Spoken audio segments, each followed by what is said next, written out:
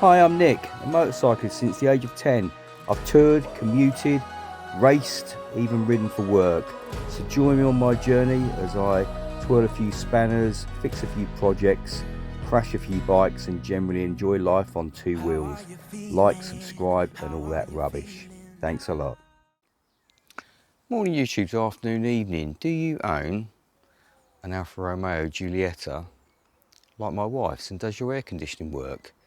If it doesn't, and your temperature gauge either has three little dashes or one straight line and doesn't register the outside temperature on your display, keep watching and I'll give you a quick fix. So here we go, key in the ignition, turn the ignition on. When the display comes up, I don't know if you'll be able to see that, if it will focus, but just there, funny enough, it's working now. 25 degrees C, that's the outside temperature. If that just shows dotted lines, one single line or no display at all, then this is the fix for you, because when that's not working, your AC won't work. So as I say, let me just show you what the issue is and we'll crack on with a fix. It is nothing more complicated than this little sensor here. If you can see it, these come as a kit. You can get them on eBay, I think probably even Amazon. Sort of price between £10–15. I think this one was 13 quid posted, and it fits underneath in the UK, the driver's mirror. Obviously in Europe, see the little dimple there? In Europe it would be the passenger mirror, but it's the same on both, if I can see it. And you just need to replace that. That will then give you the temperature reading inside the car, and the AC will know to operate. Grab some tools, we'll pop the glass out, and we'll get this swapped over. So kit you'll need, nothing exotic. Obviously you need some sort of power. And then I have soldering iron, some trim tools, plastic trim tools. We'll get to those in a minute. Obviously the spare part, some solder, some wire strippers, wire cutters, heat shrink and a hot air gun. Now the heat shrink you could substitute with tape, which obviously does away with the heat shrink and the hot air gun. The rest of it you do really need. You do need the soldering iron, you do need the A form of wire stripper, wire cutter and the plastic trim tools.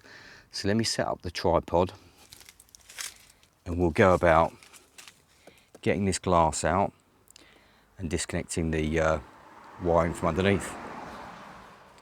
Alright then, first thing we're going to do is fold the mirror back to get some access, and then basically the mirror glass is held in by a frame which is stuck to the bottom of the mirror, which is circular. It's about there.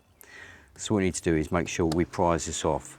So what you can do is you can just push the glass out of the way, see which way is going to give you the best access, and then get a pry tool in there and leave that open. So let's go for this way, because you don't want to be prying on the glass. You want to be prying away from it. So what I'll do is I'll get this off and then I'll show you the way that I've done it, and you'll be able to see where the fixtures and fittings are. So the way I've done it is to tilt it this way so I've got more access, and then you can get one of your tools in and then just start prising it open, and it should start to come away. There we go. You want to be careful that you don't break it, but it's just binding up in that bottom corner there.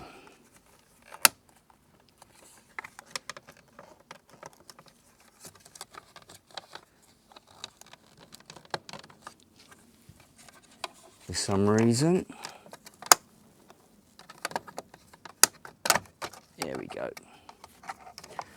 So you can see on the back of that, if you can see clearly, what you've got is you've got a ring of clips and they clip into there. But obviously this is quite tight in there. Next thing you just need to do is remove and these might be a bit corroded as they are here.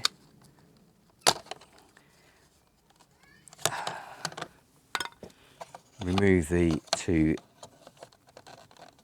I'm going to get some clips on that, some pliers on that, remove the two cables, two connectors for the heated element and for the glass. So let me just get those undone. There we go, so that's done. They are quite tight, they get a bit of corrosion in there. And then what you have in there is, as you can see, that's where the connector is.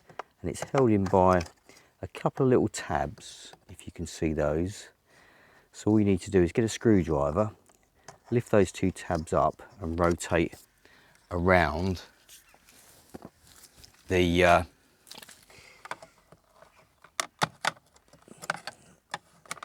sensor itself. There we go, so let's rotate it round. And then all you need to do is just pop the sensor out. And as you can see, this one, it's been replaced before. And what has actually happened is the solder joint has come apart. So it probably hasn't failed.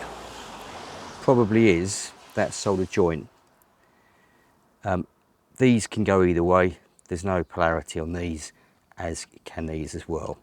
So what I'm going to do now is replace it, resolder it, fit a new one anyway, and then we'll be good to go. Let's get that done now. So as you can see, solder repair, I'll put plenty of solder on there. And then it is a simple case of, sorry if my hands are in the way, popping it back in and then rotating it back round into position. You might have to lift up just the edges of the clips there and then just clicking it in, and that is it. Nothing more strenuous than that. And obviously the wires can just sit there out of the way. So the next thing we need to do is pop the glass back on, and what I'll do is I'll centralise the mirror motor. What I might do is just put a little dab of grease on the inside of the clips there, just to help it pop into place. Give those a bit of a clean up with some emery cloth, make sure the connectors are good, and then we'll clip that back on. Here we go, one mirror pop back in. So what we do now, pop it back into its closed position. Obviously it's easier to work on when it's there. This is quite tight. I've just noticed it's because there's some damage there. So this has been whacked, which might be why the glass was was tight there. So we pop it back in that position, move the glass manually roughly where it should be, and then we'll set that how it will be when you're sat in the car. And let's just test it works. So sat back in the car, ignition on. There we go. We have a temperature display, 27 degrees. Beautiful weather. And then all we need to do now is just adjust the mirror where it wants to be.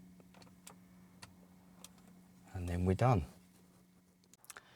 So I hope that quick fix helps you out if you've got the same issue and you don't have a temperature display, because weirdly, for some reason, the Alfa Giulietta will not give you AC if it doesn't know what the outside air temperature is.